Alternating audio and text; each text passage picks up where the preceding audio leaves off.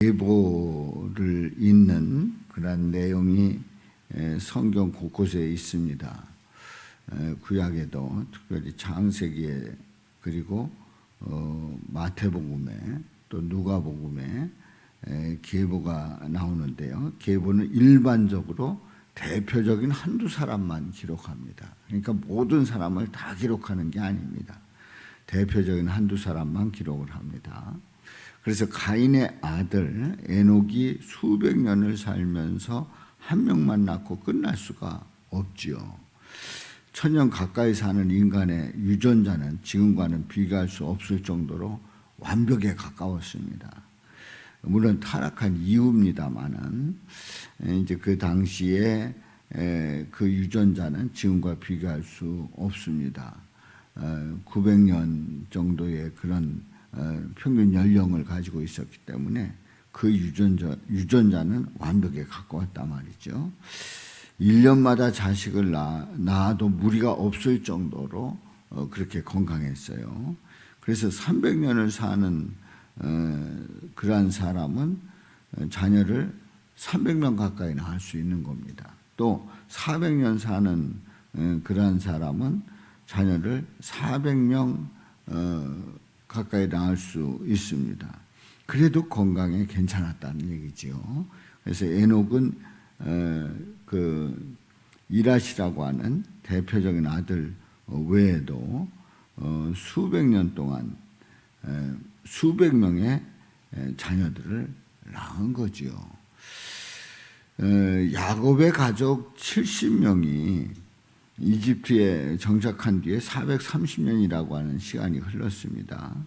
이스라엘 백성들은 그 사이에 70명이 그 이집트로 내려가서 전쟁에 나갈 수 있는 남자만 60만으로 늘어난 거예요. 430년 동안. 전쟁에 나갈 수 있는 남자의 나이가 20세에서 40세입니다. 그래서 20세에서 40세까지 60만이다. 이렇다고 하면 모든 남자의 숫자는 적어도 2배 이상이 됩니다. 그러니까 120만 정도죠. 여자까지 포함한다고 하면은 이스라엘 백성들의 전체 인구는 약 200에서 적어도 200에서 300만 명 이상으로 추정될 수가 있습니다. 그러니까 출애굽할 때에 그때의 인구를 말이죠. 이때의 평균 수명은 70세 정도였습니다.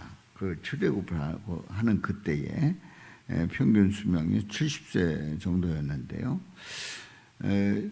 지금 그 가인의 아들 그 에녹 시대 때 그때의 1000년을 살았던 그 시대의 인구 증가의 폭이 급증하는 것은 당연합니다.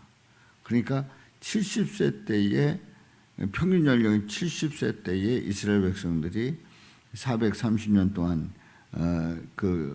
죽고 이런 과정 속에 있었습니다만은 출애굽할 때는 거의 300만이 됐단 말이지요.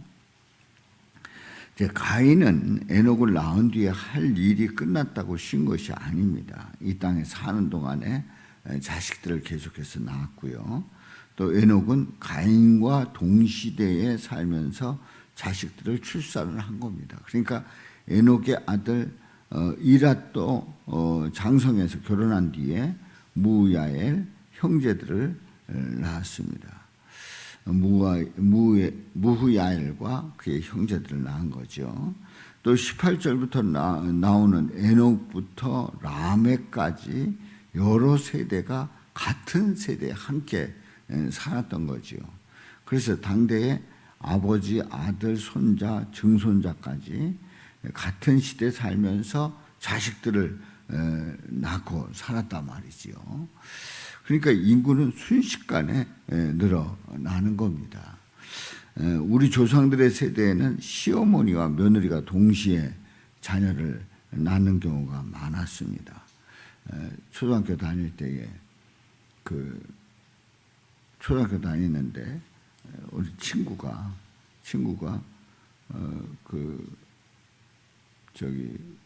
1년 먼저 들어간 이제 한 학년 높은 그 우리 학생한테, 그러니까 이제 우리 다 같이 다 같이 또래지 않습니까? 그런데 형이라 부르질 않아요. 그래서 아니 형 아니냐 할 때 아니래, 삼촌이래.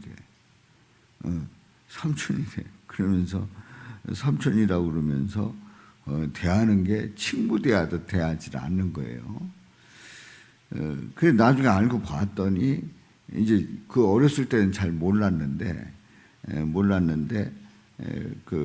그야말로 할머니가 낳았고 어머니가 낳았고 이래가지고 이제 그 삼촌하고 학교를 같이 다녔던 그런 때가, 그런 경우들이 더러 있었어요. 그러니까 동시에 자녀를 낳는 경우 이런 때는 이제 자녀들을 많이 낳게 되지요.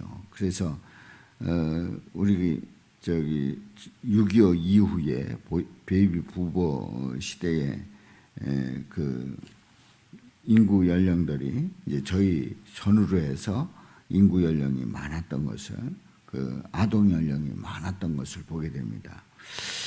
자, 이 아담 당시의 한 세대를 40년으로 보면 한 부모로부터 태어난 후손들이 10에서 20세대에 걸쳐서 동시에 자녀들을 출산했다고 충분히 생각해 볼 수가 있습니다.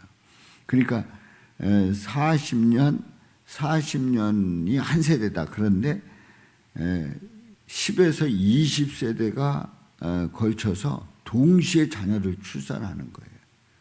그러니 그 인구가 얼마나 많아졌겠느냐 하는 얘기죠. 이제 오늘날에 낙태, 또 유전자 변형, 또 그 건강이 좋지 않은 아이, 이런 경우들을 생각해 보면 이제 온전히 자라지 못하는 그런 아이들이 많았는데, 그 당시에 자녀를 출산하고 키우는 그때는 그야말로 건강했기 때문에 그런 그 낳으면서 잃는 그런 경우가 거의 없었단 말이죠. 그래서 인구가 수십억 또는 그 이상으로 늘어나는 일은 그렇게 오랜 기간이 필요하지 않았던 거지요. 계속해서 낳고 키우고, 그래서 10에서 20세대까지 자녀를 낳았다. 그러면 많은 인구가 늘어났다는 거지요. 자, 그래서 19절에 보면 라멕이 두 아내를 맞이하였으니 하나의 이름은 아다요 하나의 이름은 실라였더라 말씀하고 있잖아요. 하나님은 아담에게 한 여자를 주셨습니다. 한 남자와 한 여자는 하나님이 정하신 방법이지요.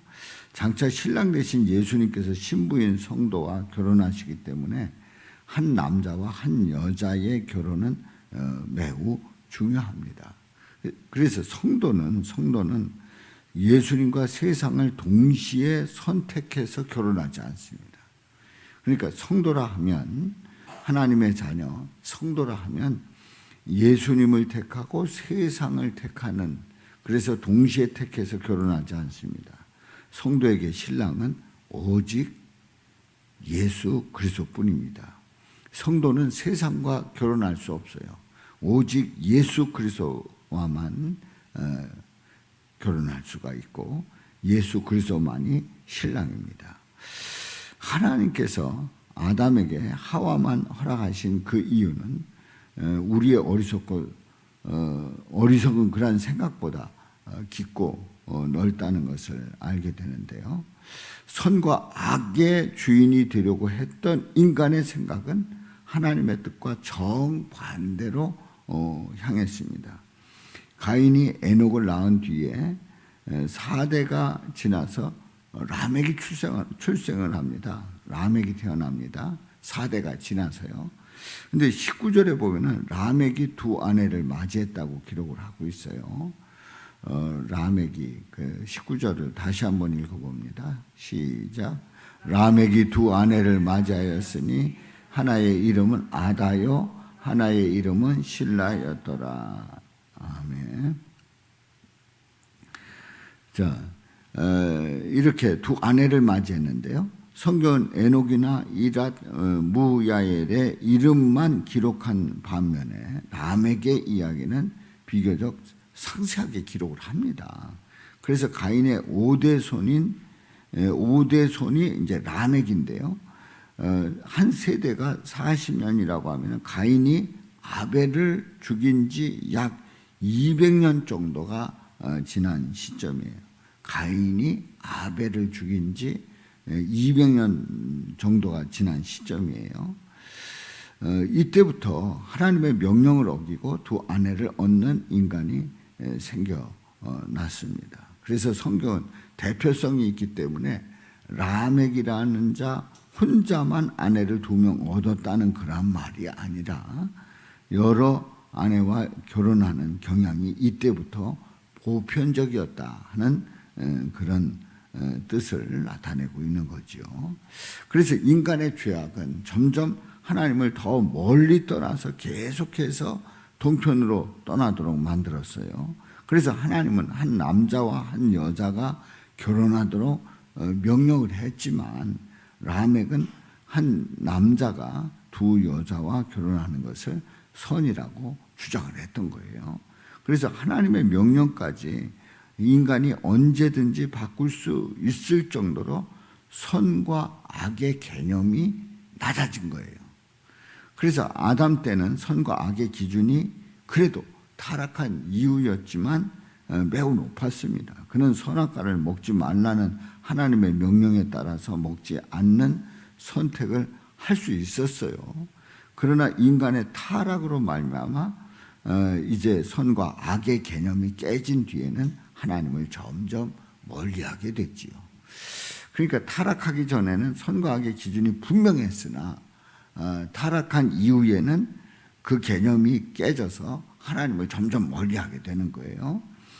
높았던 선과 악의 기준이 점점 낮아져서 인간은 무엇이 선하고 선이고 또 무엇이 악인지를 알 수 없는 상태가 됐단 말이지요. 자, 하나님의 선악을 무시하고 가인으로부터 시작해서 라멕까지 각자의 선과 악을 스스로 판단을 하는 거예요. 그러니까 이런 모습은 다른 말로 이렇게 표현할 수 있습니다. 자신의 소견대로 행동하는 그러한 그 모습, 이런 모습은 사사기뿐만 아니라 하나님을 잊어버린 모든 시대에 다 적용되고 있다는 사실입니다. 그러니까 우리가 이제 가인이 동쪽으로 이동하면서 자녀를 낳고 하는 그 과정 속에서 악한 그런 모습들을, 그래서 선과 악의 기준이 모호한 그런 모습들에 대해서 이제 본문 말씀을 통해서 확인하고 있습니다. 바로 인간은 죄인이고, 그리고 선과 악의 기준이 모호했을 때에 그 인간들은 타락한 삶을 살 수밖에 없고, 그리고 이런 인간들은 죽을 수밖에 없는 인간임을 다시 한번 확인합니다. 그런데 놀라운 사실은 이런 영혼이 죽을 수밖에 없는, 그래서 선과 악이 모호해서 결국은 죽을 수밖에 없는 이 인간들을 위해서 우리 예수님이 이 땅에 구원하시러 내려오셨단 말이에요. 그러니까 성경을 통해서 확인하는 것은 인간이 얼마나 큰 죄인인가 하는 것을 확인하게 되는데, 이런 죄인을 구원하러 오신 우리 예수님, 그 예수님을 찬양하고 그 예수님만이 나의 신랑이심을 고백하면서 믿음으로 나가시기를 주님의 이름으로 축원합니다. 나의 신랑은 세상이 될 수 없습니다. 나의 신랑은 오직 예수 그리스도, 예수님만이 나의 신랑이심을 고백하며 믿음으로 나가시기를 주님의 이름으로 축원합니다. 살아계신 아버지 하나님, 오늘 말씀을 통해서 깨닫습니다. 이제 아담과 하와가 타락하고 또 가인이 죄를 짓고 그리고 그 자손들을 낳고 하는 그 과정 속에서 선과 악의 개념이 모호해지고 많은 인구가 급증하는 그러한 가운데서 인간의 그 타락은 극에 달하는 그 모습을 봅니다. 아버지 하나님, 이러한 모습 속에서 인간 스스로 구원할 수 없으며 또 인간 스스로 의롭게 될 수 없다는 사실을 다시 한번 확인합니다. 우리 예수님이 그래서 오셨고 예수님이 우리를 구원해 주시니 감사하며 찬양과 영광을 돌립니다. 바로 나를 위해서 죽으신 그 예수님이 나의 영원한 신랑이심을 고백하며 믿음으로 나가는 저희가 되게 하여 주옵소서. 우리는 세상이 나의 신랑이 될 수 없음을 다시 한번 확인하면서 예수님만이 나의 신랑이시고 예수님만이 나의 구주이심을 고백하며 나가는 저희 모두 되게 하여 주옵소서. 예수님의 이름으로 기도하옵나이다.